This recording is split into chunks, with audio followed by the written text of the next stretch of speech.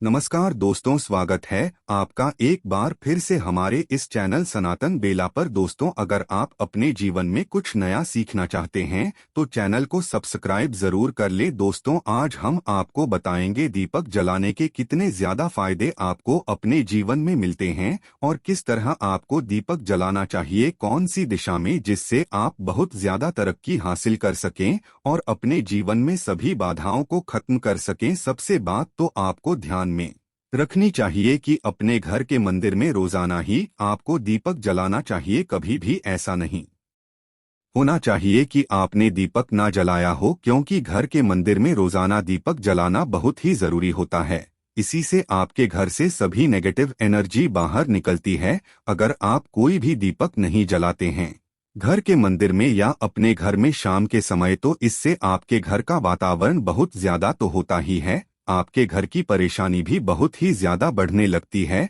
घर का जो मुखिया होता है उसे बहुत ही ज्यादा मेहनत करनी पड़ती है। इसकी वजह से परेशानी, डिप्रेशन और टेंशन में घर का मुखिया पहुंच जाता है। शाम का समय हिंदू धर्म में बहुत ही ज्यादा जरूरी माना जाता है और जो लोग शाम के समय कभी भी घी का दीपक या फिर तेल का दीपक अपने घर में नहीं जलाते हैं तो उनके घर में हमेशा ही मुसीबत बनी रहती है। मतलब कि एक मुसीबत निकलते हैं तो दूसरी मुसीबत में उससे पहले ही फंस जाते हैं और हमेशा ही धन की समस्याएं, परेशानियां बढ़ती रहती हैं। उनके जो बच्चे होते हैं वो भी उनके खिलाफ होने लगते हैं, उनका कहना बिल्कुल भी नहीं मानते हैं। इस तरह से घर का पूरा माहौल ही दुखपूर्ण होने लगता है। काफी लोग इन चीजों को मानते भी हैं, परंतु जानते हुए भी उपाय कर नहीं पाते हैं, भूल जाते हैं। उन्हें इन चीजों से होने वाले नुकसान के बारे में पता नहीं होता है। इसलिए एक घी का दीपक या फिर तेल का दीपक जलाना बहुत ही जरूरी है। अगर आप नहीं जला सकते हैं तो कोई और व्यक्ति भी आपके घर में दीपक जला सकता है, परंतु रोजाना दीपक जलाना बहुत ही जरूरी होता है। इसी से आपकी सभी नेगेटिव एनर्जी आपके घर से हमेशा बाहर रहती है। आगे बढ़ने से पहले आपसे रिक्वेस्ट करते हैं कि वीडियो को लाइक जरूर करिएगा, दोस्तों को शेयर कर दीजिएगा और अगर आपने अभी तक चैनल सब्सक्राइब नहीं किया है तो चैनल को सब्सक्राइब करके बेल आइकन जरूर दबाइएगा। दोस्तों, शाम का समय ऐसा होता है जिस समय नकारात्मक ऊर्जाएं बहुत ही ज्यादा प्रबल होती है और आपके घर में प्रवेश कर जाती है। ऐसे में अगर आप घर में या घर के मंदिर में दीपक नहीं जलाते हैं तो नेगेटिव एनर्जी आपको बहुत ही ज्यादा परेशान करती है, आपके सभी काम बिगाड़ने लगती है। जिस समय सूरज डूब जाता है उसी समय ये नेगेटिव एनर्जी बहुत ही ज्यादा प्रबल हो जाती है। उसी समय मुंह हाथ धोकर दीपक जलाना चाहिए। अगर आप खुद नहीं कर सकते हैं तो कोई और व्यक्ति भी आपके लिए ऐसा कर सकता है। अब दोस्तों, जिस घर में बहुत सारे लोग बीमार रहते हैं या फिर बीमारी कभी भी ठीक नहीं होती है तो ये भी एक संकेत होता है कि आपके घर में बहुत ही ज्यादा नकारात्मक ऊर्जाएं हैं जो परेशानियों को, बीमारी को, मुसीबत को बहुत ही ज्यादा बढ़ा रही है। इन सभी चीजों को खत्म करने के लिए आपको अपने घर में जब सूरज ढल जाता है तो उस समय घी दीपक या फिर सरसों के तेल का या तेल के तेल का दीपक भी पूर्व दिशा में आप जला सकते हैं, परंतु रोजाना इन चीजों को करना बहुत ही जरूरी है, तभी आपको इसके लाभ मिल पाते हैं। अगर आपके घर में धन से जुड़ी समस्या, नौकरी या व्यवसाय से जुड़ी हुई समस्या बहुत ही ज्यादा होती है तो आपको अपने घर के उत्तर दिशा में रोजाना ही घी का दीपक जलाना चाहिए। इसे एक भी दिन आप मिस ना करें। अगर आप उत्तर दिशा में घी का दीपक जलाते हैं तो इससे आपकी धन से जुड़ी हुई समस्याएं खत्म हो जाती है। जिन लोगों को नौकरी नहीं मिलती है उनको भी नौकरी मिलने लग जाती है। अगर वही व्यक्ति जिसको परेशानी है वही रोज दीपक जलाता है तो इससे मिलने वाले फायदे और भी ज्यादा हो जाते हैं। शाम के समय घी का दीपक या तेल का दीपक जलाना बहुत ही जरूरी होता है। आप कभी भी इन चीजों को नजरअंदाज ना किया करें, क्योंकि इन्हीं से आपके जीवन में परेशानियां बढ़ जाती है और आपको मुसीबत का सामना करना पड़ता है। आपको ये जानकर हैरानी होगी कि जो भी घी का दीपक आप जलाते हैं उससे जो निकलने वाली ऊर्जा होती है वो आपके घर में जब फैलती है तो इससे घर का माहौल एकदम से सुखमय बनने लगता है, मतलब कि पॉजिटिव होने लगता है। घर के सभी लोग शांति से रहने लगते हैं। इसी तरह से जो तेल का दीपक होता है ये भी जब जलता है तो इससे आपके आसपास जितनी भी नकारात्मक ऊर्जाएं हैं वो खत्म हो जाती है।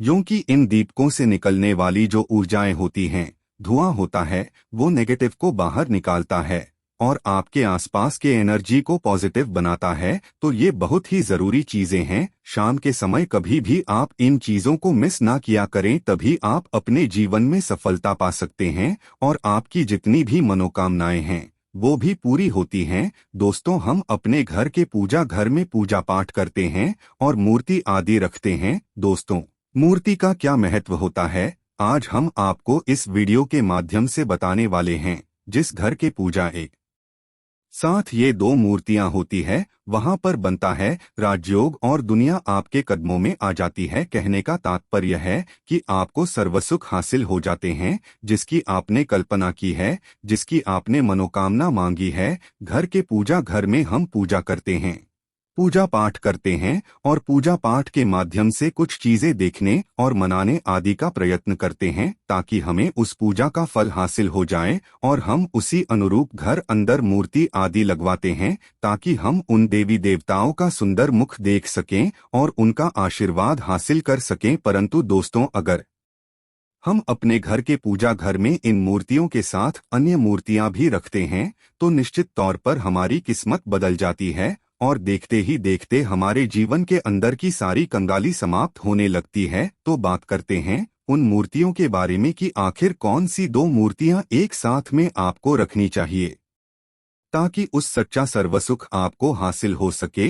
और सबसे पहले अगर हम किसी मूर्ति की बात करें, तो दोस्तों, अगर आप श्री कृष्ण के भक्त हो और बाल गोपाल की मूर्ति रखते हो, तब आपको भगवान श्री कृष्ण के साथ माता रानी राधा जी की मूर्ति भी आपको जरूर रखनी चाहिए। या श्री कृष्ण की अगर आपके घर में तस्वीर है, तो उसके साथ राधा जी की भी तस्वीर संयुक्त जोड़े के रूप में आपको लेकर आनी चाहिए। दोस्तों, ये प्रेम और एकता की एक ऐसी अनूठी मिसाल है। इस घर में इन दोनों की तस्वीरें होती हैं, समझ लीजिए उस घर के अंदर किसी भी तरह का गृह लेश नहीं होता। पति पत्नी और परिवारजनों के बीच परस्पर प्रेम रहता है और घर में धनधान्य में अपने आप ही वृद्धि होती है। इसीलिए ये जरूरी माना गया है। दोस्तों, अगर आप भी इन मूर्तियों को रखते हैं, तो निश्चित तौर पर आपके जीवन में अपने आप ही फायदा हासिल हो जाएगा। दोस्तों, कई लोग अपने घर में माता लक्ष्मी की पूजा करते हैं, तो सोचते हैं कि भगवान विष्णु जी की भी पूजा करें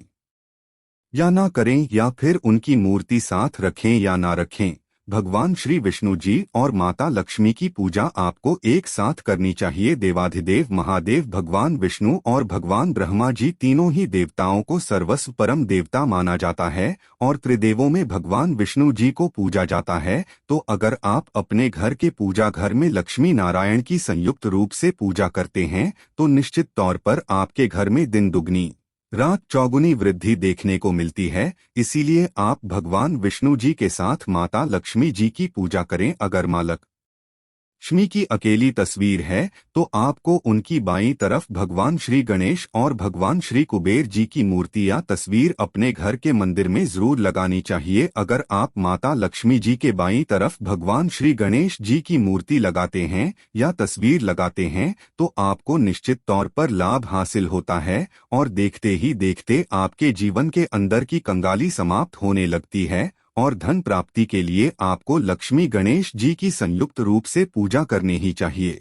माना जाता है माता लक्ष्मी धन देती है, तो भगवान श्री गणेश रिद्धि सिद्धि का भंडार और बुद्धि का विकास करते हैं। इसी वजह से इनकी पूजा बहुत जरूरी मानी गई है। और दोस्तों, कई लोग पूछते हैं कि अपने घर में हनुमान जी की तस्वीर या मूर्ति रखें या ना रखें, या उनकी पूजा करें या ना करें। दोस्तों, आपको निश्चित तौर पर हनुमान जी की अन्य देवी देवताओं के साथ में भी आप मूर्ति या तस्वीर रख सकते हैं। किसी तरह की कोई दो राय है कि आपके ऊपर हनुमान जी क्रोधित होंगे या ना होंगे। इसके अलावा आप प्रभु श्री राम की तस्वीर भी अपने घर के पूजा घर में रखते हैं, तो आप हनुमान जी की तस्वीर रखें या ना रखें, हनुमान जी के निमित्त किसी भी तरह की पूजा या पाठ करना हो, आप प्रभु श्री राम से कहें। दोस्तों, भगवान श्री राम के अनन्य भक्त हनुमान जी है और निश्चित तौर पर आपको उतना ही आशीर्वाद हासिल होता है जितना कि आपको हनुमान जी की मूर्ति या तस्वीर का पूजन करने से होता है,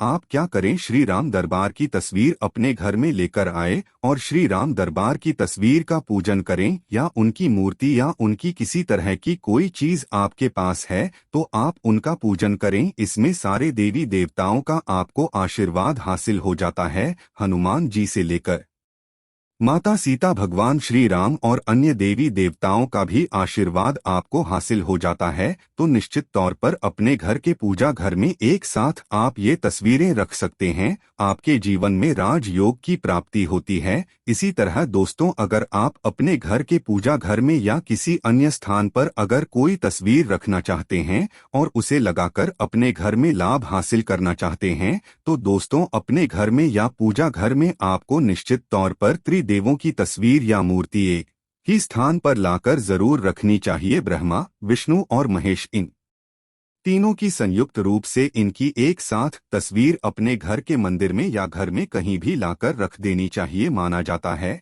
इन तीनों देवी देवताओं के एक साथ दर्शन करने मात्र से हमारे बड़े से बड़े विघ्न और बड़े से बड़ा कष्ट ऐसे ही समाप्त हो जाता है। इसी वजह से इन तीनों की एक साथ में तस्वीर या मूर्ति लाकर आपको पूजा जरूर करनी चाहिए। अब बात करते हैं कि कुछ ऐसी तस्वीरें होती हैं या ऐसी मूर्तियां होती हैं जिनको आपको अपने घर के पूजा घर में स्थान ही नहीं देना चाहिए। अगर आपने इन तस्वीर या मूर्ति को अपने घर के पूजा घर में स्थान दिया तो समझ लीजिए कि आपको कंगाली का सामना करना पड़ेगा या फिर देवी देवताओं के क्रोध का सामना करना पड़ेगा। और एक बात बता दें कि मंदिर में कभी भी विषम संख्या में गणेश जी की मूर्तियां ना रखें, जैसे कि 1, 3 या 5 ऐसे रखना अशुभ माना जाता है। 2 मूर्तियों को एक साथ रखना शुभ माना गया है। अगर आप सिर्फ गणेश जी की मूर्ति रखते हैं तो इसके अलावा किसी भी तरह की मूर्ति नहीं रखनी चाहिए। इन्हें स्थापित करते वक्त ध्यान दें कि गणेश जी का चेहरा हमेशा घर के मुख्य दरवाजे की तरफ होना चाहिए, ताकि आपको अच्छे और सच्चे धन लाभ की प्राप्ति हो। और इस बात का ध्यान रखें कि घर में अंगूठे से बड़े आकार का शिवलिंग आपको भूलकर भी नहीं रखना चाहिए। हमेशा एक छोटा सा शिवलिंग रखें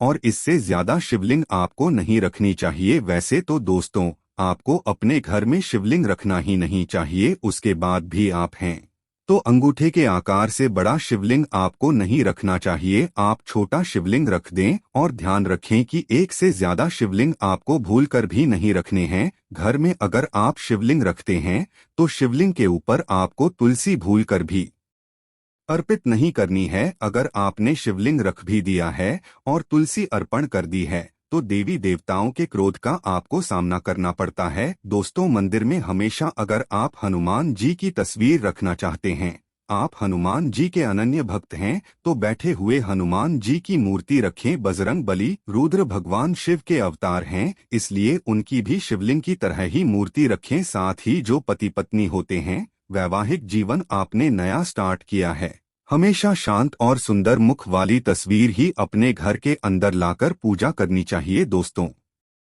इस बात का ध्यान रखें कि अगर आप अपने घर में मूर्तियां रखते तो आपको इनको भूलकर भी टूटे हुए चावल नहीं चढ़ाने चाहिए। बेहतर होगा कि आप हल्दी में चावल को पीला करके वो चावल चढ़ाएं, परंतु टूटे हुए चावल आपको भूलकर भी माता लक्ष्मी को या अपने घर में देवी देवताओं को नहीं चढ़ाने चाहिए। इसी तरह इस बात का भी ध्यान रखें कि अपने घर के मृत परिजनों या पूर्वजों को मंदिर में स्थापित न करें, ऐसा करना अशुभ माना जाता है। और अगर आप ऐसा लगातार कर रहे हैं तो निश्चित पर आपके परिवार के ऊपर दोष लग सकता है और पितरों का दोष भी आपको लग सकता है। पितरों की पूजा अलग ही स्थान पर की जाती है, घर के मंदिर में उनको स्थान नहीं दिया जाता है। इसी तरह आपको भैरव भगवान की तस्वीर या भगवान शनि देव की, राहु केतु की इस तरह की तस्वीरें अपने घर में ही नहीं लेनी चाहिए। प्रतीकात्मक रूप से आप घर के पानी रखने के स्थान पर उनकी पूजा कर सकते हैं, क्योंकि इनकी साधना तंत्र मंत्र और विशेष महत्व तरह की जाती है। घर के अंदर ऐसे ही आप उनका पूजा पाठ नहीं कर सकते हैं। उनके पूजा पाठ में अगर किसी तरह की कमी रह जाती है तो उनको बहुत ज्यादा क्रोध आता है, उनके क्रोध का आपको सामना करना पड़ता है। इसी वजह से आपको इस तरह की तस्वीरें या मूर्तियां अपने घर के अंदर नहीं रखनी चाहिए। और जो पहले हमने आपको बताया उस तरह की तस्वीरें तो निश्चित तौर पर आप रखकर अपने जीवन में फायदा हासिल कर सकते हैं। उम्मीद करते हैं कि ये आपको अच्छी लगी होगी। आज के लिए बस इतना ही दोस्तों। अगर आपको ये वीडियो पसंद आया है तो वीडियो को लाइक करिएगा, दोस्तों को शेयर जरूर करिएगा और चैनल को सब्सक्राइब करके बेल आइकन जरूर दबाइएगा ताकि आने वाली वीडियो आपको सबसे पहले मिले। दोस्तों मिलते हैं अगले वीडियो में, तब तक के लिए धन्यवाद।